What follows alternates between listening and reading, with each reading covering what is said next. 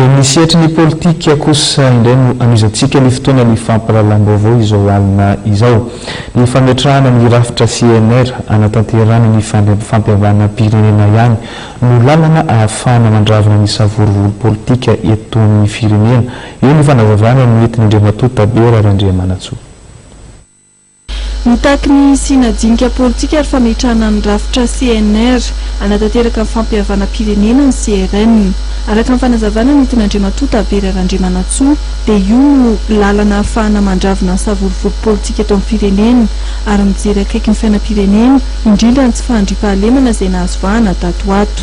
Mba miaranga koa ny président république ny fédéraliste sy ny CRN Madagasikara aingana ny président zafa amin'io CNR io satria izy mba ray aman-dreny andinika ny raha-pirenena satria hitasika amin'izao fa mikorotana ka mila ray aman-dreny andamina an'izay mba manainganao monsieur le président mba tendreo aingana président zafa à la tête de CNR izy ny manao ny texte an'io fa azonona ny texte nataonareo io.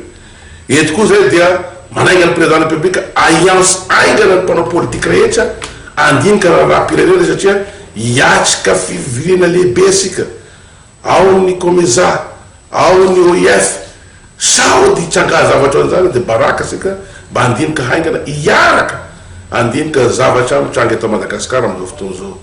Ilaina hoy ny CRN fametrahana politika amin'ny fitoniana eto Madagasikara ary manohitra amin'ny fanakorontanana ninona endriny ary indrindra famonoana malagasy toy ny tranga teny amin'ny kianjaben'ny Mahamasina tao anatin'ny fetim-pirenena ny CRN izay vondrona politika natsangany folo teo aloha ny professeur Xavier Albert.